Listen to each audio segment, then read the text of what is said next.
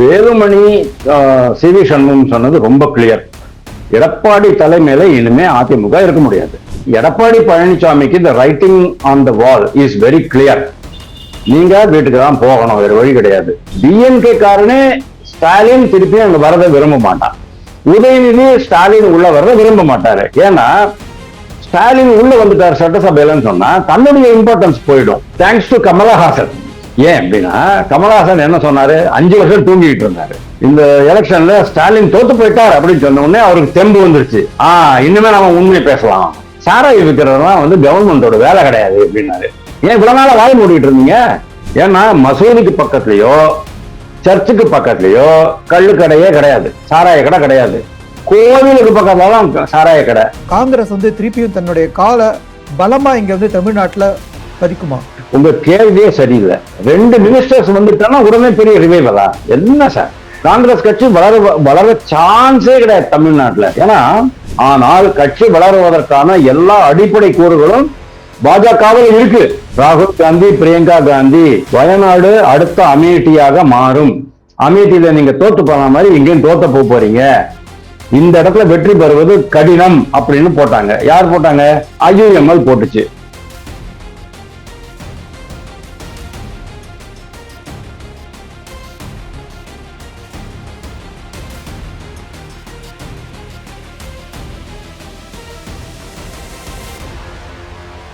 வணக்கம் தென்னவன் மீடியா நண்பர்களே. இன்றைய பரபரப்பான அரசியல் செய்திகளுக்கு நடுவே நம்முடன் இணைந்திருப்பவர் திரு வாசுதேவன் அவர்கள். வணக்கம் சார். வணக்கம் சார். நம்ம ஒவ்வொரு விஷயமா பேசுவோம். முதல் விஷயம் நான் உங்கள்கிட்ட கேட்க விரும்புறது, 2 சோஃபா 2 இடத்துல விஜய் போறச்சே சோஃபா முன்னாடி போறது. அந்த சோஃபால 60 கோடி வரைக்கும் பணம் இருந்ததா செய்திகள் வருது. என்ன நினைக்கிறீங்க சார்? ஆரம்ப கேள்வி இப்படி இருக்கே சார், நான் என்ன சார் பண்றோம்? சோஃபா போனது உண்மைதான். கேள்விகள் பின்னாடி இருக்கு. இதை முதல்ல டீல் பண்ணிட்டு போலான்ட்டு. ரெட் கலர் சோஃபா போனது பார்த்தோம், தூக்கிட்டு போனாங்க. அது வீடியோ எல்லாம் வந்திருந்தது. 2 இடத்துக்கு போயிருக்கு. முதலே சொல்லியிருப்பாங்க, அதாவது இதுக்கு பரவாயில்ல சார், அதெல்லாம் அப்புறமா செட்டில் பண்ணிக்கலாம் சார், நீங்க வாங்க அப்படின்னு சொல்லியிருப்பாங்க. ஆனா ப்ராபபிளி விஜய்க்கு யாரோ அட்வைஸ் கொடுத்துருப்பாங்க, அப்படி இல்லைங்க முதல்ல பணத்தை அனுப்பிச்சிருவோம், பணத்தை அனுப்பிச்சதுக்கு அப்புறம் பேசினாதான் நம்மளுக்கு கௌரவமா இருக்கும் அப்படிங்கிற மாதிரி அவங்க சொல்லிருப்பாங்க. அதனால உள்ளுக்குள்ள பணம் இருந்ததாங்கிறத நான் பார்க்கல. அது எப்படி ஓபன் பண்றது, இதுக்கெல்லாம் சாதாரணமா எந்த ஒரு கடையிலையும் போனீங்கன்னாலும் அந்த சோஃபா ஓபன் பண்ற மாதிரி எல்லாம் சில விஷயங்கள்லாம் இருக்கும். ரொம்ப சாதாரணமா நடக்கக்கூடிய சமாச்சாரம். பட் எனக்கு என்ன ஆச்சரியமா இருக்கு, கருப்பு பணம் தான் இது எல்லாமே. ஏன்னா உங்களுக்கு உங்க அக்கௌண்ட்ல எல்லாம் போட்டுட்டு இருக்க முடியாது 50 கோடி 40 கோடி எல்லாம். சோ இது 100% கருப்பு பணம் தான். அது எங்க எல்லாமே பேக்காக தான் வச்சிருப்பாங்க. பட் நார்மலி இந்த மாதிரி எல்லாம் டிரான்ஸ்போர்ட் பண்ண மாட்டாங்க என்னை பொறுத்த வரைக்கும். பட் இந்த மாதிரி பண்ணிருக்காங்கன்னு சொன்னா ரொம்ப ஆச்சரியமா தான் இருக்கு. தி குவெஸ்சன் இஸ், விஜய் வரார் அப்படிங்கிறதுக்காக புதுசா சோஃபா வாங்குறதுக்கு அவசியம் இல்லை. சோஃபா முதல்லயே இருந்திருக்கும். திருமாவளவன் என்ன கிளாரிபிகேஷன் கொடுத்தாரு, இல்ல அந்த ஆர்டர் எல்லாம் நாங்க முதல்லயே போட்டிருந்தோம், சோஃபாக்கு ஆர்டர் போட்டிருந்தோம், விஜய் வரதும் அந்த சோஃபா வர்றதுக்கும் ஒரு கோஇன்சிடென்ட் தான் அப்படிங்கிற மாதிரி அவர் சொன்னார். பாத்தீங்களா? சோ அதை நம்ம நம்புவோம், அதனால ஒண்ணுமே இல்லை அப்படிங்கிற மாதிரி நம்பிட்டு இருப்போம். அவ்வளவுதான். இதுக்கு மேல நாம சொல்றதுக்கு ஒண்ணுமே இல்லை. ஆனா ஒன் திங் கன்சிடரேஷன் கண்டிப்பா. குதிரை பேரம் அப்படின்னு சொல்லும்போது நீங்க 2 பேர் கை குலுக்கிக்குவாங்க, ஒரு மேல துண்டை போட்டிருப்பாங்க, அந்த கையில தான் பேசிக்குவாங்க, அந்த விரல்ல பேசிக்குவாங்க, 1 2 3 அப்படின்னுட்டு. அதுதான் குதிரை பேரம். அந்த மாதிரிதான் இவங்க பண்ணிருக்காங்கிறது 100%. ஏன்னா இன்னைக்கு சார், இது இல்லைன்னு சொன்னா யாருமே உள்ள வர மாட்டான். அது மட்டும் இல்லாம நீங்க உள்ள வந்ததுக்கு அப்புறமா மினிஸ்டர் போஸ்ட் கிடைக்குமா இல்ல வாரிய தலைவர் பதவி கிடைக்குமாங்கிறது எனக்கு தெரியாது. எனக்கு என்ன ஏன் ஆதாயம் இருக்கு உனக்கு ஆதரவு கொடுக்கறதுனால அப்படின்னு நான் கேட்கத்தான் செய்வேன். அப்போ எல்லோருக்குமே அதுல ஒரு கண்ணு இருக்கத்தான் இருக்கும். இது இப்போ இல்ல, ரொம்ப வருஷமாவே நடக்கிறதும் அதையும் விஜய் பண்ணியிருக்காரு அப்படிங்கிறத பிரேமலதா ஓப்பனாவே கேள்வி கேட்டுட்டாங்க அசம்பிளியில. அவர் குதிரை பேரம் இல்ல குதிரை வேகம் இவர் வேற அதுக்கு ஒரு கிளாரிபிகேஷன் கொடுத்திருக்கிறாரு. இதெல்லாமே கரெக்ட் அப்படின்னு நம்ம நம்பிடுவோம் சார். அதுதான் சார் நம்மளுக்கு தலைவலி கம்மியாகும். தேங்க்யூ. இதுக்கு என்னன்னா, ஒரே சமயத்துல 2 பேர் சோஃபா ஆர்டர் கொடுத்திருக்காங்களான்னு ஒரு கேள்வி வருது. என்ன ஒண்ணு திருமாவளவனுக்கு, இன்னொரு தடவை வேலுமணியை சந்திக்க போற போது ஒரு சோஃபா போச்சு. 2 பேரும் ஆர்டர் கொடுத்தாங்களான்னு ஒரு கேள்வி வருதுனால தான் நான் இதை நான் உங்க முன்னாடி வச்சேன். இது சொல்ற மாதிரி யாருக்கு வெடிச்சோன்னு தெரியல சார். நீங்க சிபிஐ மாதிரி கேள்வி கேட்கறீங்க.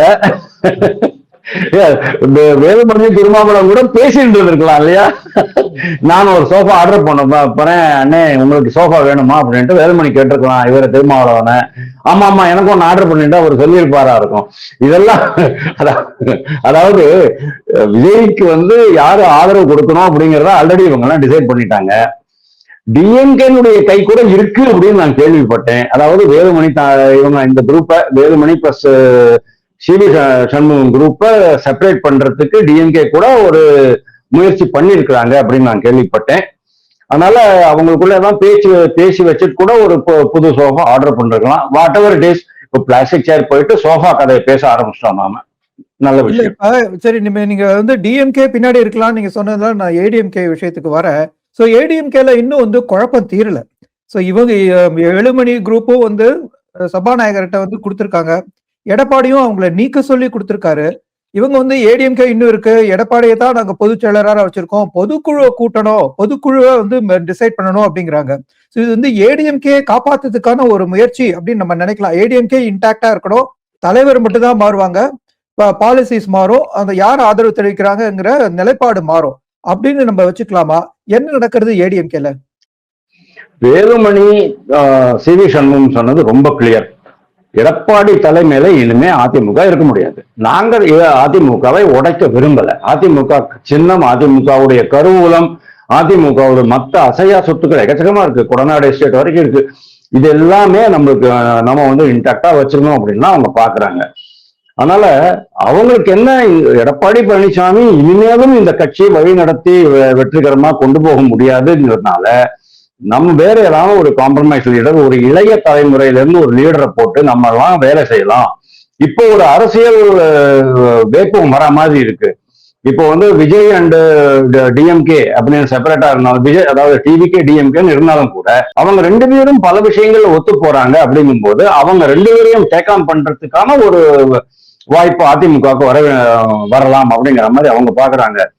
சோ எடப்பாடி பழனிசாமிக்கு இந்த writing on the wall is very clear. நீங்க வீட்டுக்கு தான் போகணும், வேற வழி கிடையாது. அப்படி இருக்கும்போது இப்போ இவங்களை வந்து நீங்க வந்து டிஸ்குவாலிஃபை பண்ணுங்க, எடப்பாடி பழனிசாமி வந்து இந்த 25 பேரை டிஸ்குவாலிஃபை பண்ணுங்கன்னு அவர் சொல்றதுக்கு பயப்படுறாரு. என்ன காரணம் அப்படின்னா, டிஸ்குவாலிபிகேஷன் ஆச்சுன்னு சொன்னா 25 பெரிய இடைத்தேர்தல்கள் வரும். அந்த இடைத்தேர்தல்கள்ல இன்னைக்கு எடப்பாடி பழனிசாமியினுடைய அதிமுக இருக்கிற நிலைமையில ஒரு இடத்துல கூட வெற்றி பெற முடியாது. இன்க்ளூடிங் கோயம்புத்தூர் நான் சொல்றேன், தொண்டாமுத்தூர் நான் சொல்றேன், எல்லாமே விஜய் அள்ளிக்கிட்டு போயிடுவாரு. அப்புறம் யாருக்கு லாஸ் அது? அந்த ஒரு ஆனா இடைத்தேர்தல்னு வந்துருச்சுன்னு சொன்னா ஆட்டோமேட்டிக்கலி இதே இந்த ஏடிஎம்கே குரூப் 25 பேர் இருக்காங்க இல்லையா, அந்த 25 பேரும் விஜய் கட்சியில ஜாயின் பண்ணி விஜய் கட்சியினுடைய வேட்பாளர்களாகத்தான் போட்டி போட போறாங்க. எல்லாம் ஜெயிச்சிருவாங்க. எடப்பாடி பழனிசாமிக்கு இதுவும் ஒட்டுமொத்தமா காலி ஆயிடும். பாக்கி 17 பேரோ 18 பேரோ இருக்கிறாங்க, அவங்களோட தான் அவர் கட்சி நடத்த வேண்டியதா இருக்கும். அந்த ஒரு காரணம்னால்தான் எடப்பாடி பழனிசாமி ரொம்ப பயப்படுறாரு, தயங்குறாரு. இவங்களை வந்து டிஸ்குவாலிஃபை பண்றதுக்கு ரெக்கமெண்ட் பண்றதுக்கு தயங்குறாரு. சரி, என்ன ஃபியூச்சர் இருக்கு அப்படின்னு பார்த்தா ஏதோ ஃபியூச்சர் ஒன்றும் இருக்கிற மாதிரி தெரியல. எடப்பாடி பழனிசாமி நான் முதல்ல சொன்ன மாதிரி கீழே இறங்கி வரணும், இவங்களோட சேர்ந்துக்கணும், ஒரு கட்சியா அதிமுக அப்படிங்கிற அந்த ஒரு கட்சியா நடிகர் ஜோசப் விஜய், நடிகர் சொல்லக்கூடாது, முதல்வர் ஜோசப் விஜய்க்கு ஆதரவு கொடுக்கணும். அப்போதான் இந்த கட்சியை நீங்க வந்து கட்டுக்கோப்பா வச்சுக்க முடியும் நான் நினைக்கிறேன். இப்ப நீங்க வந்து அந்த இடைத்தேர்தல் பத்தி பேசுனீங்க. ஒரு இடத்துல இடைத்தேர்தல் வந்து நிச்சயம், அது வந்து திருச்சி கிழக்கு. ஸோ அந்த திருச்சி கிழக்குல திருப்பியும் வந்து மு.க. ஸ்டாலினை எம்எல்ஏ வாக்குறதுக்கு விஜய் வந்து தயாரா இருக்கிறதா ஒரு செய்தி பரவுது. அது செய்தியா வதந்தியா அப்படின்னு தெரியல. அதை பத்தி என்ன நினைக்கிறீங்க? விஜய் அதை அவ்வளவு தூரம் முன்னெடுத்து ஸ்டாலினை சட்டசபைக்குள்ள கொண்டு வரதுக்கு முயற்சி செய்வாரா? அதனால அவருக்கு என்ன பலன்? இல்ல சார், எனக்கு தெரிஞ்சு வந்து இதுல வந்து ட்ரூத்தே கிடையாது. This is just fake news only. யாரும் கொளுத்தி போட்டிருக்காங்க, அவ்வளவுதான். விஜய்க்கு எல்லாம் எந்த இன்ட்ரெஸ்டும் கிடையாது. டிஎம்கே காரங்கன்னா சொல்றாங்க, நாங்க வந்து எங்க தலைவரை திருச்சி கிழக்கில் நிக்க வச்சு அன்பில் மகேஷ் பொய்யாமொழியை தள்ளி வச்சு அவரை ஜெயிக்க வச்சு சட்டசபைக்குள்ள கொண்டு வருவோம், அதுக்கப்புறம் எங்க ஆட்டத்தை பாருங்க அப்படிங்கிறாரு. மு.க. ஸ்டாலின் தான் ஆட்டம் ஆடணுங்கிறது கிடையாது. டிஎம்கேல இருக்கிற அந்த 57 பேர்ல 59 பேர்ல யாரும் ஒருத்தர் கூட அந்த வேலையை பண்ண முடியும் அப்படிங்கிறது என்னுடைய இது.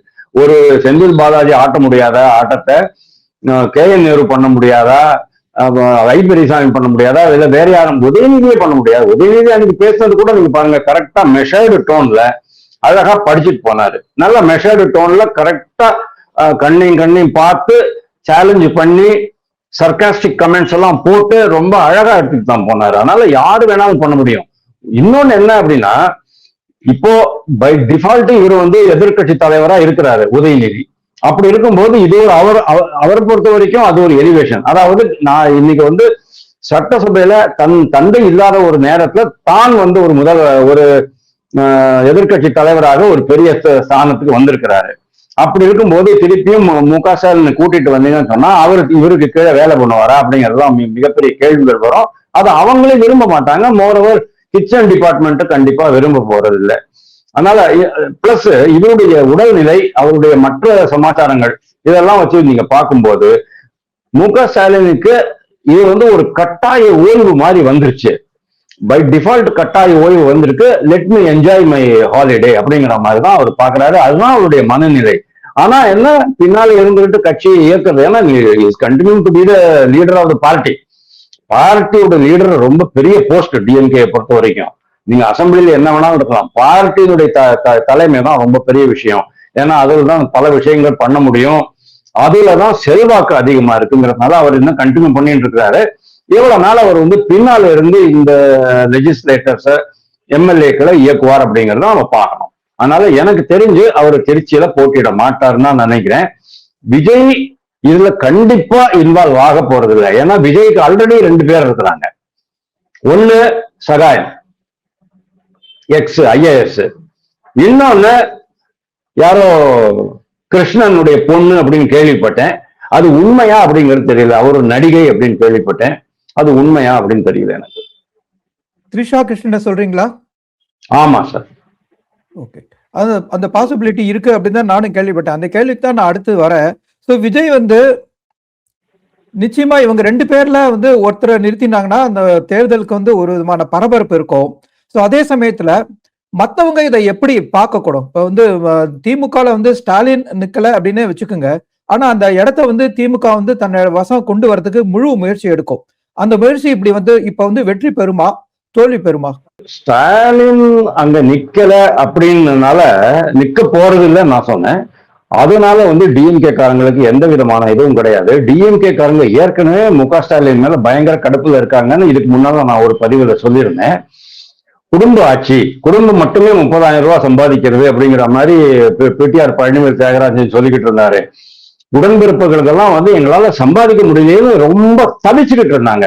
அப்போ ஏ ராஜா என்ன சொன்னாரு சொல்லுங்க? 2024 கடைசியில சம்பாதிக்க முடியாத உடன்பிறப்புகள்லாம் கவலைப்படாதீங்க கழக கண்மணிகளே, 2026 மீண்டும் ஸ்டாலின் ஆட்சி தான், நீங்க நிறைய சம்பாதிச்சுக்கலாம் அப்படின்னு சொன்னாரு. இன்னைக்கு எங்க ஆட்சி முடிஞ்சு போச்சு. இந்த ஸ்டாலினை நம்பி இவ்வளவுதான். அதனால ஸ்டாலின் மேல ஏகப்பட்ட ஆன்டி வைப்ஸ் அவங்களுக்குள்ள இருக்குது. தொண்டர்களுக்கு, நிர்வாகிகளுக்கு, சீனியர் தலைவர்களுக்கு இருக்குங்கிறது எனக்கு தெரியும். ஆனா யாரும் வெளியே ஓப்பனா சொல்றதுல வயசாயிடுச்சு, அவருக்கு பாவம் பிபி இருக்கும், அதனால பிரச்சனை ஆயிடும் அப்படிங்கிறதுனால ஒண்ணு சொல்றது இல்லை.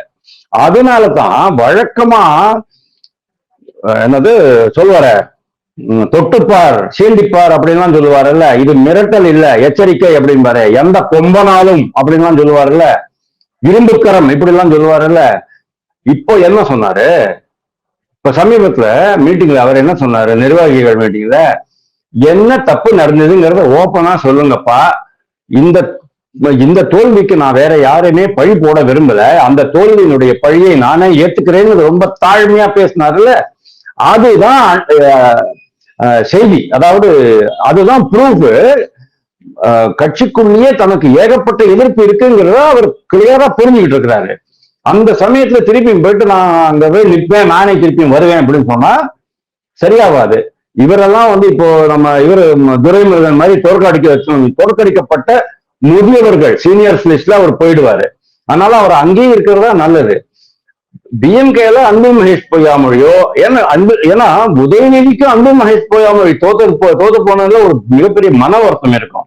ஏன்னா அவர் எல்லாத்துக்கும் இவருக்கு ட்ரபிள் ஷூட்டரா தான் இருந்திருக்கிறாரு. பல விஷயங்கள்ல அவர் கோஆர்டினேட் பண்ணி அதாவதுங்க பள்ளி கல்வித்துறையில 44,000 கோடி ரூபாய் பட்ஜெட்டுங்க, அதுக்கு ஒண்ணுமே பண்ணலைங்க. எல்லாம் உதயநிதிக்கு பின்னால போயிட்டு இருந்தாரு. உதயநிதிக்கு பேண்ட்டுக்கு அயன் போடுறது, அவர் வீட்டுக்கு கொஞ்சம் சாமான்லாம் வாங்கி கொடுக்கறது, அவருடைய வண்டியை ரிப்பேர் பண்றது, இந்த மாதிரியான எல்லா வேலையும் அவர் பண்ணிக்கிட்டு கொடுத்துட்டு இருந்தாரு. இப்போ அவர் பாவம் எம்எல்ஏ ஆகலன்னு சொல்லிட்டு இவருக்கு ரொம்ப வருத்தமா இருக்கும். அதனால உதயநிதியும் அதை விரும்ப மாட்டார் அப்படின்னு தான் நான் நினைக்கிறேன்.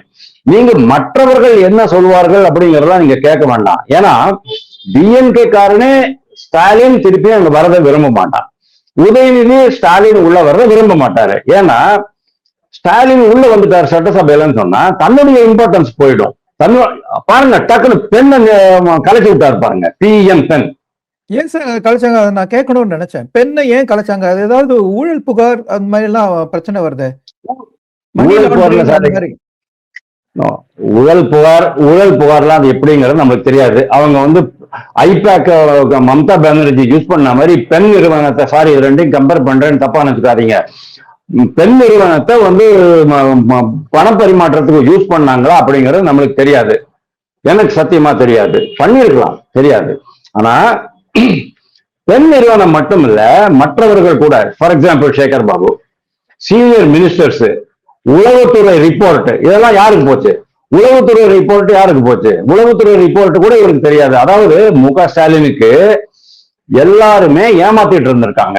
நிர்வாகிகள் ஏமாத்திட்டு இருக்காங்க, கட்சி நிர்வாகிகள், மினிஸ்டர்ஸ் ஏமாத்திட்டு இருந்தாங்க, பெண் நிறுவனம் ஏமாத்திக்கிட்டு இருந்தது, சபரீசன் ஏமாத்திக்கிட்டு இருந்தாரு, அதிகாரிகள் ஏமாத்திக்கிட்டு இருந்தாங்க, எல்லாருமே ஏமாத்திக்கிட்டு இருந்தாங்க. எல்லாமே நல்லா இருக்கு, எவ்ரிதிங் இஸ் ஹங்கி டோரி. நம்ம ஆட்சிக்கு வந்து மிகப்பெரிய இது இருக்கு, ஆதரவு இருக்குது, ஆன்டி இன்கம்பன்சியே இல்ல, 234 200 ஜெயிச்சிடலாம், அப்படியே மாதம் மும்மாறி பெய்கிறது, தேனாறு பாவாரா ஓடுறது, பெண்கள் எல்லாம் நம்மளோட 1000 ரூபாய் பிச்சை கொடுக்குறோமே அதுல எல்லாரும் மயங்கி விழுந்துட்டாங்க, ஓசி பஸ்னால எல்லா பெண்களுடைய வாக்குகள் நம்மளுக்கு, இந்த மாதிரியான ஒரு ரோசி பிக்சரை கொடுத்து முக ஸ்டாலினுக்கும் ஒண்ணுமே தெரியாம பண்ணிட்டாங்க. முக ஸ்டாலின் ஒரு தப்பு, இவ்வளவு பெரிய தலைவரா, இவ்வளவு பெரிய கட்சிக்கு 75 வருஷம் கட்சிக்கு தலைவரா இருக்கும்போது வெளியில போறாரு அவரு. வெளியில போனீங்கன்னா யாருமே இல்லைங்க, ஒரு ஆரவாரம் இல்ல, எல்லாம் அழைச்சு வந்த கும்பலா இருக்குது. கரெக்டா முக ஸ்டாலின் வந்து நிற்கும் போது டக்குனு எல்லாம் வண்டி பிடிக்கிறதுக்கு போயிடுறாங்க, பிரியாணி வாங்குறதுக்கு போயிடுறாங்க. இது தெரிய வேண்டாமா? ஆன்டி இன்கம்பன்சி எவ்வளவு இருக்கு, நம்மளுடைய கட்சிக்குள்ளே எதிர்ப்பு எவ்வளவு இருக்குங்கிறது தெரிய வேண்டாமா? உளவுத்துறை ரிப்போர்ட் எல்லாம் வந்து முதல்வருக்கு போகிறதே இல்லை அப்படின்னு சொல்லிட்டு 2022 இருந்தே இந்த மாதிரி அரசியல் விமர்சகர்கள் எல்லாம் கத்திக்கிட்டு இருக்கோம். உளவுத்துறை ரிப்போர்ட்டை படிச்சா தான் சார் உங்களுக்கு புரியும் அப்படின்னுட்டு. பெண் நிறுவனம் சொல்லிட்டு 100 இடங்கள்ல நீங்க வந்து வீக்கா இருக்கிறீங்கன்னு சொல்லிட்டு, அது கூட போய் தான் 200 இடங்கள்ல வீக்கா இருந்திருக்கிறாங்க அவங்க. அதை சொன்னாங்களா அவங்க? அப்படி அவங்களுக்கு எல்லாமே கரெக்டா தெரிஞ்சிருந்தது அப்படின்னு சொன்னா, நானே குளத்தூர்ல என்னுடைய கணவன் ஏன் தோற்று போனார் என்பதை நானே விசாரிப்பேன்னு சொல்லிட்டு துர்கா ஸ்டாலின் சொல்லுவதற்கு அவசியம் என்ன சார்? அந்த அளவுக்கு அந்த அம்மா நொந்து போயிருக்கிறாங்க. எல்லாரும் நல்லபடியா பேசி நல்லபடியா. சார் இன்னொன்னு சொல்றேன், உடன்பிறப்பே வா அப்படின்ட்டு ஒரு ஸ்கீம் போட்டாரு. அதாவது நிர்வாகிகளோட டைரக்டா நான் பேசுறேன், உங்களுடைய மன கஷ்டம், உங்களுக்கு உண்மையிலேயே கள நிலவரம் என்னங்கிறத என்னோட பகிர்ந்துக்குங்க அப்படின்னாரு. இது யாரு இன்சார்ஜ் அப்படின்னு சொன்னோம்னா டிஸ்ட்ரிக்ட் செக்ரட்டரி, மாவட்ட செயலாளர். மாவட்ட செயலாளர்கள் வந்து மற்ற நிர்வாகிகளை கூட்டிட்டு போகும்போது, அறிவாலயத்துக்கு கூட்டிட்டு போகும்போது என்ன சொல்லி கூட்டிட்டு போவார் தெரியுமா? அங்க போயிட்டு எல்லாம் சொல்லிடாதீங்களா, நல்லபடியா சொல்லுங்க, ஐயாவுக்கு பிபி இருக்கு, சுகர் இருக்கு, ஏதாச்சும் ஆயிடுச்சுன்னா கஷ்டம் அப்படின்னு உண்மையான நிலவரம் என்னங்கிறத சொல்லக்கூடாதுன்னு சொல்லி அவங்களுடைய மனநிலையை மாற்றிக்கொண்டுதான் கொண்டு இருக்கிறாங்க. அப்போ நீங்க பாருங்க முக ஸ்டாலினுக்கு என்ன தெரியும் அப்படின்ட்டு. அதுதான் இந்த தோல்வியினுடைய மிகப்பெரிய காரணம் அப்படின்னு நான் பாக்குறேன். சார், நீங்க வந்து ஸ்டாலினுக்கு வந்து உளவுத்துறை ரிப்போர்ட் போல அப்படிங்கிறீங்க. சோ உதயநிதி ஸ்டாலின் என்ன பண்ணாரு? அவர் துணை முதலமைச்சர், கட்சியில வந்து ஸ்டாலினுக்கு அடுத்தபடியா எல்லாரும் வந்து கோ டு பர்சனா உதயநிதி ஸ்டாலின் தான் இருந்தாரு. அவருக்கும் போலையா? சோ பெண் நிறுவனம் வந்து கலைக்கப்பட்டதுல சபரீசனுக்கும் உதயநிதிக்கும் பிரச்சனை ஏதாவது நடந்துச்சா? 100% அவங்க 2 பேருக்கும் பயங்கரமான பிரச்சனை போயிட்டு இருக்கு. பெண் நிறுவனம் உதயநிதிக்கு ஏன் இது தெரியல அப்படின்னு கேக்குறீங்க. உதயநிதி ஆக்சுவலி சீஃப் மினிஸ்டர் என்னென்னலாம் யாரெல்லாம் என்னென்னலாம் கேள்வி கேட்க முடியுமோ அவ்வளவு அதிகாரம் துணை முதல்வருக்கு இருக்கு. ஆனா என்ன டிஃபரன்ஸ் அப்படின்னு சொன்னா அனுபவம், ப்ரியாரிட்டி 2. ஒண்ணு அனுபவம், இவருக்கு அனுபவம் கிடையாது. எதை பார்க்கணும் எதை விடணுங்கிறது இது கிடையாது. எனக்கு தெரிஞ்ச மாதிரி உளவுத்துறை ரிப்போர்ட் வந்து அண்ணா நகருக்கு போச்சு, நீலாங்கரைக்கு போச்சு அப்படின்னு கேள்விப்பட்டேன். ஐ மே பி ராங், எனக்கு தெரியாதான், கேட்டதுதான் நான் சொல்ல முடியும். ஏன்னா நான் வந்து அங்கெல்லாம் போய் பார்க்க முடியாது. ரைட், இது வந்து பரவலாகவே பேசப்பட்டது. உளவுத்துறையில வந்து என்ன இந்த இன்புட்ஸ் கொடுக்குறாங்கிறது வந்து முதல்வருக்கு போனா தான் முதல்வர் can take decision, take action. ஆனா ஒரு சில அதிகாரிகளோட அது எப்படி நின்று போச்சு அப்படின்னு நம்ம கேள்விப்படுறோம். இது ஒண்ணு. உதயநிதிக்கு வந்து இந்த மாதிரி பண்ணணும் அப்படிங்கிற விஷயம் தெரியாது. ரெண்டாவது, அவருடைய மைண்ட் வந்து was not totally attuned to governance. அவருக்கு வந்து பல விதமான டிஸ்ட்ராக்ஷன்ஸ் அப்படின்னு சொன்னா நல்ல டிஸ்ட்ராக்ஷன்ஸும் இருக்கலாம், கெட்ட டிஸ்ட்ராக்ஷன்ஸும் இருக்கலாம். நீங்க தயவு செஞ்சு என்னன்னு என்ன கேட்காதீங்க. பல விதமான டிஸ்ட்ராக்ஷன்ஸ் இருந்தது. அதனால்தான் நான் வந்து சொல்லிட்டு இருந்தேன், அவங்க கிட்டத்தட்ட ராகுல் காந்தி மாதிரி இவர் வந்து ஒரு ஹாலிடே பாலிட்டிஷியன். இவங்க சொன்னாங்கல்ல சாட்டர்டே பாலிட்டிஷியன் சொல்லிட்டு விஜய் சொன்னார்ல, எவ்ரி சாட்டர்டே நான் வந்து ரோட் ஷோ பண்ணுவேன்னு சொன்னாரு. அதுக்கு நீங்க சாட்டர்டே பாலிட்டிஷியன் அப்படின்ட்டு விஜய் கிண்டல் பண்ணாங்கல்ல. உதயநிதி மட்டும் என்ன எப்போவாவது சீரியஸ் அரசியல்ல இறங்கி இருக்கிறாரா அவரு? சொல்லுங்க. ஒன்னும் அனுபவம் கிடையாது. அனுபவம் இல்லாம இருக்கும்போது உங்களுக்கு வந்து பல விஷயங்கள் புரியாது. நீங்க உட்கார்ந்து படிச்சா தான் புரியும், கத்துக்கிட்டா தான் புரியும். ஆனா உங்களுடைய கவன சிதறல் ஏகப்பட்டது இருக்கு. உங்களுக்கு அதுல இன்ட்ரெஸ்ட் இருக்கு, இதுல இன்ட்ரெஸ்ட் இருக்கு. ராத்திரி 12 மணிக்கு இன்ஸ்டாகிராம்ல உட்காந்து பாக்குறீங்க. 12 மணிக்கு இன்ஸ்டாகிராம் பாக்குறவங்க 2 ஃபைல் பார்க்க முடியாதே அவங்க? கேட்கிறேன் நான். அந்த மாதிரி அவர் கவன சிதறல் இருந்ததுனாலதான் அவரால் இதை இன்னொன்னு என்ன, அவர் பிலீவ் பண்ணிட்டாரு. எப்படி வந்து சேகர் பாபு முக ஸ்டாலின் கண்ணுல மண்ணை தூவி ஏமாத்தினாரோ, அதே மாதிரி அன்பில் மகேஷ் பொய்யாமொழி இவருக்கு வர வேண்டிய பல தகவல்களை இவர்கிட்ட சொல்லியிருக்க மாட்டாரு. அதனால்தான் உதயநிதிக்கு ஒண்ணுமே தெரியாம போச்சு. அன்பில் மகேஷ் பொய்யாமொழி இவரு வந்து அந்த ஏதோ golden something, I don't remember the companies name. அதுல வந்து 2 பேரும் டைரக்டர் தான் இருந்தாங்க. ஜஸ்ட் அப்படி இருந்தாங்க அப்படிங்கிறதுனால ரொம்ப பெரிய நெருக்கம் அப்படின்னு நம்ம சொல்ல முடியாது. நிறைய விஷயம் கத்துக்கிட்டோம் அப்படின்னு சொல்ல முடியாது. அந்த நட்புங்கிறது எப்படி வரணும் அப்படின்னு கேட்டா, உங்களுக்கு ஒரு விஷயம் சொல்லணும்னா அதை சொல்லணும். கெட்டதோ நல்லதோ அதை சொல்லணும். சொன்னாதான் நான் நல்ல நண்பன். உங்களுக்கு வர வேண்டியதுதான் ஸ்கிரீன் பண்ணிட்டு நல்லது மட்டும் சொல்லிட்டு கெட்டது மட்டும் சொல்லாம விட்டுட்டோம்னு சொன்னேன்னா உங்களை நான் ஃபூல் பண்றேன் அப்படின்னு அர்த்தம். இதுதான் நடந்திருக்கு நான் நினைக்கிறேன். அதனால உதயநிதிக்கு அனுபவமின்மை, 2வது கவனச்சிதறல், இந்த 2 காரணமாகவும் அவருக்கும் இந்த விஷயம் தெரியாம போயிடுச்சு. இல்லைன்னு சொன்னா உங்களுக்கு வந்து இந்த அளவுக்கான ஒரு எதிர்ப்பு அலை வீசி இருக்காது. விஜய் அவ்வளவு பெருசுக்கு வளர்ந்திருக்க மாட்டாரு. இவ்வளவு பெரிய தோல்வியை திமுக சந்தித்து இருக்காரு. ஓகே, இப்ப நம்ம வந்து தாவேகா ஆட்சிக்கு வருவோம். இந்த ஆட்சியில வந்து டாஸ்மாக் நிறுவனத்தை தனியார்ட்ட கொடுக்க போவதா வந்து ஒரு தகவல் வருது. அதுக்கான காரணமும் வந்து இருக்கலாம். ஏன்னா அவர் வந்து 700 டாஸ்மாக் கடையை வந்து மூடத்துக்கு வந்து உத்தரவு கொடுத்திருக்காரு. ஸோ கவர்மெண்ட்டுக்கு வருமானம் ரொம்ப குறைய போகுது. ஏன்னா அவங்க வந்து நிறைய ப்ராமிசஸ் கொடுத்திருக்காங்க. 2500 மகளிர் தொகை கொடுப்பேங்கிற இடத்துல 1000 தான் ஸ்டார்ட் பண்ணிருக்காங்க. அதே வந்து திமுக வந்து பெரிய இடத்துல நின்று எதிர்க்க போறது. இப்ப வந்து டாஸ்மாக் நிறுவனம் தனியார் பக்கம் போறதுக்கான வாய்ப்பு இருக்கா? சார், இது ரொம்ப அருமையான நியூஸ் சார். நான் இதை பார்த்த உடனே ஐ வாஸ் ரியலி ஃப்ளபர்காஸ்டட். ஏன்னா தேங்க்ஸ் டு கமலஹாசன். ஏன் அப்படின்னா கமலஹாசன் என்ன சொன்னாரு, 5 வருஷம் தூங்கிட்டு இருந்தாரு. இந்த எலெக்ஷன்ல ஸ்டாலின் தோத்து போயிட்டார் அப்படின்னு சொன்ன உடனே அவருக்கு தெம்பு வந்துருச்சு. இனிமே நம்ம உண்மையை பேசலாம். ஆமா, அடுத்த இதுக்கு ரெட் ஜெயின்ட்ல வந்து அக்ரிமெண்ட் போட போறாரா அப்படிங்கிறது தெரியல. ஆனா அதுக்கு முன்னால சொல்லிடலாம் அப்படின்ட்டு இவர் என்ன சொல்றாரு, சாராய் விற்கிறதெல்லாம் வந்து கவர்மெண்டோட வேலை கிடையாது அப்படின்னாரு. ஏன் இவ்வளவு நாள வாய் மூடிட்டு இருந்தீங்க? ஓகே, அதனால இந்த கிரெடிட் கோஸ் டு கமலஹாசன். அதை கரெக்டா இவர் பிக்கப் பண்ணிட்டு இருக்காரு. ஆனா ஒன் திங் நீங்க பாருங்க, அரசனுடைய அதிகார வர்க்கம், அந்த ஊழியர்கள் எண்ணிக்கை அப்படிங்கிறது வந்து 13 லட்சம் தமிழ்நாடை பொறுத்த வரைக்கும். ஆனா இன்னைக்கு வந்து 9-9.5 லட்சத்துக்கு மேல கிடையாது. ஏன்னா இருக்கிறவங்களுக்கே சம்பளத்தை கொடுக்கறதுக்கு வக்கு இல்லையா. அவங்களுக்கு ஓய்வூதியம், அதாவது 35 வருஷம் வேலை பண்ணியிருப்பான், அவனுக்கு 40 வருஷம் ஓய்வூதியம் நீங்க கொடுக்கணும். எங்க இருந்து பணம் போறது? அதாவது ரிட்டையர்மெண்ட் ஆனதுக்கு அப்புறம் 40 வருஷம் அவனுக்கு ஓய்வூதியம் கொடுத்துட்டு இருப்பீங்க, பணமே கிடையாது. இந்த மாதிரி கண்டிஷன்ல தான் privatisation is the order of the day. இது வந்து இப்போ வரல சார், 15 வருஷம் முன்னாலே வந்துருச்சு. 2011-12 ஜெயலலிதாவே ஆரம்பிச்சாங்க. துப்புரவு தொழிலாளர்கள் மட்டும் இல்ல, ஆசிரியர்கள் மட்டும் இல்ல, பல டிபார்ட்மெண்ட்ஸ்ல இதெல்லாம் பண்ண ஆரம்பிச்சாங்க. போக்குவரத்து துறையிலையும் அவுட் சோர்சிங் பண்ண ஆரம்பிச்சாங்க. எல்லா இடத்துலயுமே அவுட் சோர்சிங் அப்படிங்கிறது ஒரு காமன் திங் தான். ஏன்னா உங்களுக்கு வந்து இப்போ ஈவன் பேங்க்ஸ் நீங்க பாருங்களேன், இந்த தேர்ட் பார்ட்டி ப்ராடக்ட்ஸ் எல்லாம், அந்த தேர்ட் பார்ட்டி ப்ராடக்ட்ஸ், அந்த இன்சூரன்ஸ், இந்த மற்ற ப்ராடக்ட்ஸ் எல்லாம் இருக்குது இல்லையா, கோல்டு அதெல்லாம் விற்கிறது கூட அவங்க வந்து for example surveyors, gold survey assayers, இவங்கெல்லாம் பிரைவேட்டா தான் வச்சிருப்பாங்க. ஏன்னா அவங்களுக்கு வந்து நீங்க சம்பளம் கொடுக்கணும்னா நார்மல் சம்பளமே உங்களுக்கு வந்து 50,000 60,000 ஆயிடும். ஆனா அவங்களுக்கு 10,000 20,000 ரூபாய் கொடுத்துட்டு உட்காந்து வச்சிருப்பாங்க.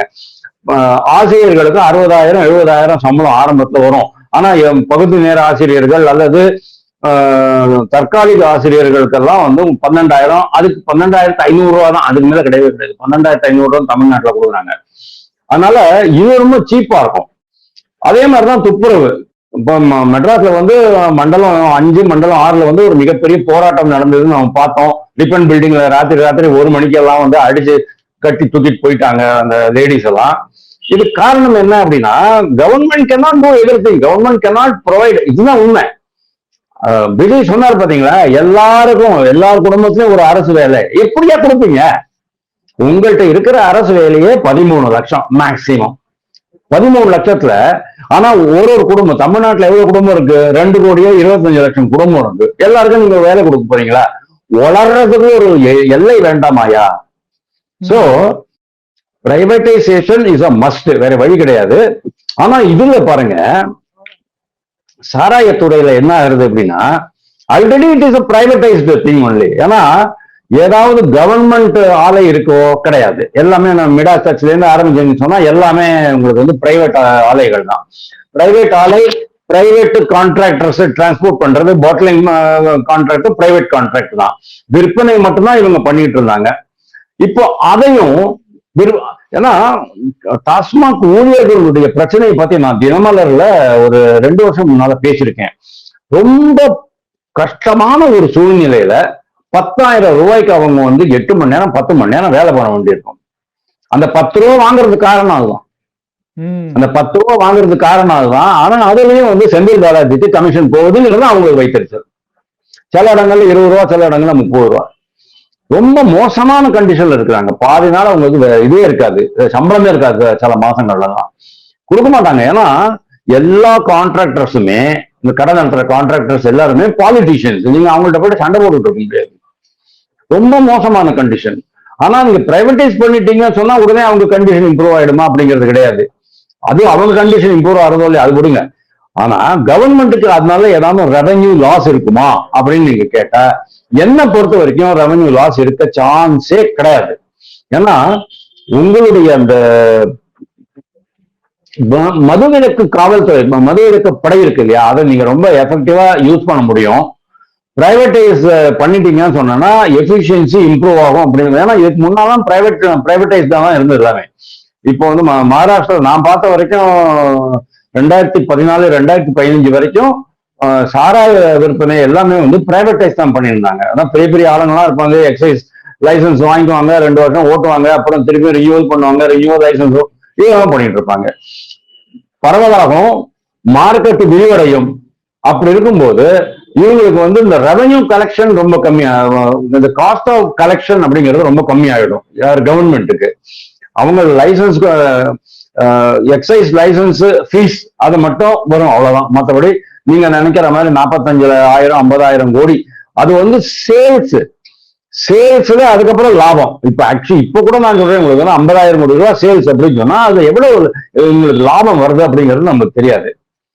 அந்த அளவுக்கு தான் இப்போ லாபம் வரும். அதனால பிரைவேடைஸ் பண்றதுனால ஒரு பெரிய அட்வான்டேஜ் என்ன அப்படின்னு சொன்னா, தலைவலி தீர்ந்தது கவர்மெண்ட்டுக்கு. Government can give attention to more important things. ஏன்னா சாராயம் விற்கிறத விட நீங்க மற்ற கவர்னன்ஸ்ல உங்களுடைய கவனத்தை செலுத்த முடியும். ரெவென்யூ லீக்கேஜ் ஆக போறது இல்லை. இது 2வது. 3வது, ப்ராடக்ட்ஸ் வந்து பிரைவேட் கம்பெனிஸ் போயிட்டு சொன்னா காம்படிஷன் ரொம்ப அதிகமா இருக்கும், விலையும் குறையும், ப்ராடக்டினுடைய ரேஞ்ச் அதிகமாகும். ஒவ்வொருத்தருக்கும் ஒரு பிராண்ட் பிடிக்கும், அந்த பிராண்ட் இல்லாம போயிடும். ஏன்னா கவர்மெண்ட் ஒரே மாதிரி வந்த வீரன் அப்படிங்கிற பிராண்டை மட்டும் வித்துக்கிட்டு இருப்பாங்க. இல்ல அங்கே இருக்கு, ஒரு 4-5 பிராண்ட் இருக்குது, இல்லாம இல்ல. நான் போய் பார்த்தது கிடையாது, என்கிட்ட கேட்காதீங்க. இருக்கு, அதெல்லாம் இல்லாம இருக்காது. ஆனா இதை விட மிக அதிகமான அளவுல ஒரு பெரிய சூப்பர் மார்க்கெட்ல போனா எவ்வளவு பிராண்ட் வச்சிருப்பானோ அந்த மாதிரியான மல்டி பிராண்ட் க்ளோத்திங் ஸ்டோருக்கு போனீங்கன்னா எப்படி இருக்கும், அந்த மாதிரியான அதிகமான இது இருக்கும். பிரீமியம் பிராண்ட் அதுலயே நீங்க வந்து எக்ஸைஸ் அமௌண்ட் அப்படிங்கறத அதிகப்படுத்திக்கலாம். Bar and restaurant, class 1, class 2, class 3, அப்புறமா ரோட் சைட் ஷாப்ஸ். அப்போ கூட இதெல்லாமே நீங்க ஒரு பர்டிகுலர் ரெஸ்ட்ரிக்ஷன்ஸ்குள்ள கட்டுப்பாட்டுக்குள்ள கொண்டு வர முடியும். எப்படின்னா 500 மீட்டர் வரைக்கும் வச்சுக்க கூடாது. வழிபாட்டு தலமும் காமனா பேசுறாங்கல்ல சார், அது ஒரு வழிபாட்டு தலம் கிடையாது, கோவில். ஏன்னா மசூதிக்கு பக்கத்துலயோ சர்ச்சுக்கு பக்கத்துலயோ கள்ளு கடையே கிடையாது, சாராய கடை கிடையாது. கோவிலுக்கு பக்கத்துல தான் சாராய கடை. ஏன்னா இந்து எவனும் அப்ஜெக்ட் பண்ண மாட்டான் அப்படிங்கிற தைரியம். அதை தான் இவ்வளவு நாளா பண்ணிக்கிட்டு இருந்தாங்க. ஆனா ஜென்ரலா போடுறது என்ன, கோவில்களுக்கு அருகில் உள்ள போட மாட்டான், வழிபாட்டு தலத்திற்கு அருகில் உள்ள கடைகள் மூடப்பட்டன, 272 கடைகள் மூடப்பட்டன அப்படின்னு போடுவான். எவ்வளவு பொய் பித்தலாட்டமான ஒரு பிரச்சாரம் நீங்க பாருங்க. சோ இதனால கவர்மெண்ட்டுக்கு ரொம்ப நல்ல, என்ன பொறுத்த வரைக்கும் இது ரொம்ப வரவேற்கத்தக்க நடவடிக்கை. பிரைவேடைஸ் பண்ணி தான் ஆகணும். கவர்மெண்ட் வந்து கவர்னன்ஸ் தான் கவனம் செலுத்தணுமே தவிர இந்த மாதிரி சில்லற வியாபாரத்தெல்லாம் கவனம் செலுத்தக்கூடாதுங்கிறது என்னுடைய வேண்டுகோள். நல்ல கருத்து சார். இப்ப காங்கிரஸ் இவ்வளவு வருஷம் கழிச்சு, கிட்டத்தட்ட ஒரு 50-60 வருஷம் கழிச்சு திருப்பி ரிவைவ் ஆற மாதிரி இந்த தடவை ஆட்சியில பங்கு பெற போறதாகவும் 2 மினிஸ்டர்ஸ் வரப்போவதாகவும் மாணிக்கம் தாக்கூர் சொல்லியிருக்காரு. என்ன நினைக்கிறீங்க, காங்கிரஸ் வந்து திருப்பியும் தன்னுடைய கால பலமா இங்க வந்து தமிழ்நாட்டுல பதிக்குமா? உங்க கேள்வியே சரியில்லை. 2 மினிஸ்டர்ஸ் வந்துட்டானா உடனே பெரிய ரிவைவலா என்ன சார்? அந்த 2 மினிஸ்டர்ஸ் வரணும் அப்படிங்கறதுனாலதான் இவங்க வந்து ஆட்சியில பங்கு வேண்டும் அப்படிங்கிற ஒரே காரணத்தினால்தான் இந்த ஸ்பிளிட் வெர்டிக்ட் வந்த உடனே முதல்ல போயிட்டு சாஷ்டாங்கமா போயிருந்தாங்க, ஐயா நாங்க வரோம் அப்படின்ட்டு.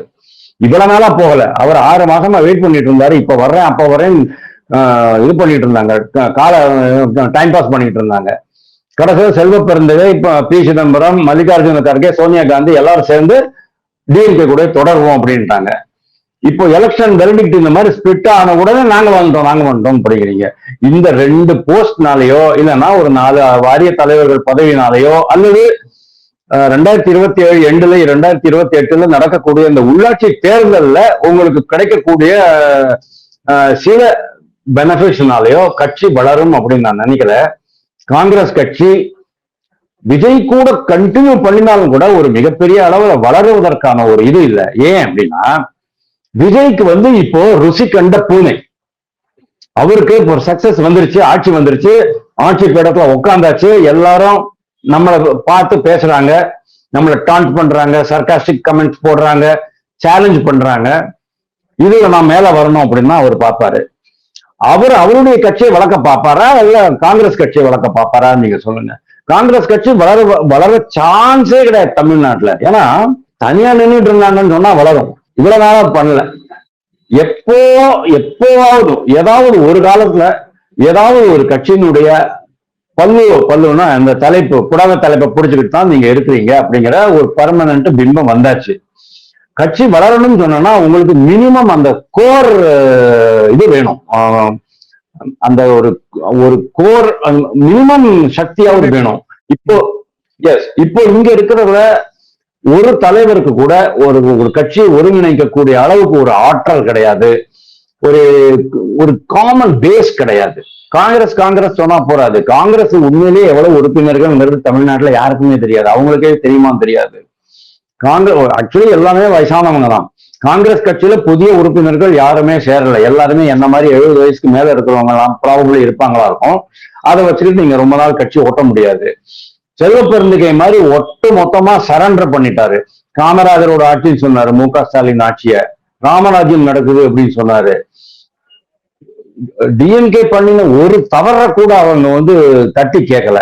இன்னைக்கு இவங்க ஆட்சியில போய் சேரும் போது என்ன ஆகும் அப்படின்னு சொன்னா, இவங்களுக்கு ஏற்கனவே இவ்வளவு வருஷமா ஆட்சியில இல்லாம கிட்டத்தட்ட 50 வருஷமா ஆட்சியில இல்லையா, 67 இருந்து 26 கிட்டத்தட்ட 59 வருஷம் ஆட்சியில இல்லாம திடீர்னு இப்போ ஆட்சியில போனாங்க அப்படின்னு சொன்னாலும் ஒரு மிகப்பெரிய செல்வாக்கையோ அல்லது ஒரு மிகப்பெரிய பிம்பத்தையோ அவங்களால கிரியேட் பண்ண முடியாது.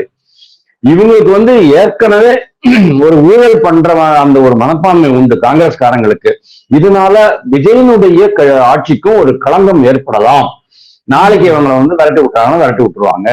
என்ன காரணம் அப்படின்னு கேட்டா, இவங்க வந்து சொல்லுவாங்க, நீ வந்து மோடி கூட ரொம்ப க்ளோஸா இருக்கிற, பிஎம் ஸ்ரீ பள்ளி நீ வந்து ஒத்துக்க போற, தொகுதி மறுவரை பத்தி நீ பேச மாட்டேங்கிற, ஹிந்தி எதிர்ப்பு பத்தி பேச மாட்டேங்கிற, திருப்பரங்குன்றத்துல விளக்கேற்றுறதுக்கு நீ அனுமதி கொடுத்துட்ட, அதனால நாங்க வித்ட்ரா பண்ணிக்கிறோம் அப்படின்னு சொன்னாங்க. அப்படின்னு சொன்னா அதுக்காக தான் வந்து வேலுமணி, சண்முகம் இவங்கெல்லாம் அங்க போறது. அதனால 2 மந்திரி பதவி, ஒரு 4 வாரிய தலைவர் பதவினா உடனே கட்சி வளர்ந்துரும் அப்படின்னு நான் நினைக்கல. கட்சி வளர்வதற்கான அடிப்படை கூறுகள் இன்னைக்கு காங்கிரஸ் கட்சியில இல்லை அப்படிங்கிறது உண்மை. ஆனால் கட்சி வளருவதற்கான எல்லா அடிப்படை கூறுகளும் பாஜகவில் இருக்கு. பாஜகவில் இருக்கு. ஆனா இந்த இப்போ இருக்கிற இந்த மூத்த தலைவர்கள் கொஞ்சம் விலகி நின்னாங்க. ஒரு இளைஞர் உள்ள வந்தாரு, இப்போ எஸ்.ஜி. சூர்யா மாதிரியோ, ராம ஸ்ரீனிவாசன் மாதிரியோ, அஸ்வத்தாமன் மாதிரியோ, இல்ல வேற யார் மாதிரியோ, அண்ணாமலை மாதிரியோ யாராவது உள்ள வந்தாங்கன்னு சொன்னா பயங்கரமா டெவலப் ஆகிறதுக்கான. ஏன்னா காங்கிரஸ் வந்து நாடு முழுவதுமே ஒரு மூவி டிஸ்கிரெடிட்டட் பார்ட்டி. இப்போ வந்து ஐஎன்சியினுடைய இந்த பேஸ்புக் மற்ற இன்ஸ்டாகிராம் நீங்க பாத்தீங்கன்னு சொன்னா அவங்க எப்படியோ ராகுல் காந்தி மட்டுமே காமிச்சுக்கிட்டு போயிட்டு இருக்கிறாங்க. ஆனா ராகுல் காந்திக்கு எவ்வளவு இம்பார்ட்டன்ஸ் இருக்குங்கிறத நம்ம இப்போ கேரளால கூட பார்த்தோம். கேரளால வயநாடுல என்ன போஸ்டர் இப்போ ஊட்டினாங்க சொல்லுங்க, நான் சொல்றேன். ராகுல் காந்தி, பிரியங்கா காந்தி, வயநாடு அடுத்த அமேட்டியாக மாறும், அமேட்டியில நீங்க தோத்து போன மாதிரி இங்கேயும் தோத்த போறீங்க, இந்த இடத்துல வெற்றி பெறுவது கடினம் அப்படின்னு போட்டாங்க. யார் போட்டாங்க? IUML போட்டுச்சு. IUML என்னது? இந்தியன் யூனியன் முஸ்லீம் லீக். அவங்க எப்படி வயநாடுல நீ வந்து, அதாவது நான் சொல்றவன் தான் இங்க வந்து சீஃப் மினிஸ்டர் காங்கிரஸ்ல, நாங்க சொல்றவங்க தான் நீங்க சீஃப் மினிஸ்டரா போடணும் காங்கிரஸுக்கு, இல்லைன்னு சொன்னோம்னா நாங்க உங்களுக்கு குழி பறிச்சிருவோம் அப்படிங்கிறாங்க அவங்க. இந்த மாதிரி கண்டிஷன்ல தான் நாடு முழுவதும் இருக்கு. கர்நாடகால போனீங்கன்னா பிரச்சனை இருக்கு. இப்போ ரேவந்த் ரெட்டிக்கும் பிரச்சனைகள் ஆரம்பிச்சிருக்குன்னு கேள்விப்பட்டேன். ஹிமாச்சல் பிரதேஷ்ல ஏற்கனவே ரொம்ப ப்ராப்ளம். மற்ற நார்த் இந்தியன் ஸ்டேட்ஸ்ல எல்லாம் வந்து ரொம்ப பெரிய அளவுல இல்ல. அசோக் கெஹ்லோட், ராஜேஷ் பைலட், சச்சின் பைலட். உத்தரப்பிரதேசத்துல கட்சி எங்க இருக்கு அப்படின்னு தெரியல. மத்திய பிரதேசத்துலயும் ஓரளவுக்கு கரைஞ்சு போன மாதிரிதான் இருக்கு. ஏன்னா ஜோதிராதித்ய சிந்தியா வந்த பிறகு கமல்நாத் வந்து செப்பரேட் ஆகல, பட் அவ்வளவுதான் ஆயிடுச்சு. அவருக்கு வயசாயிடுச்சு, 84, 85 வயசாயிடுச்சு.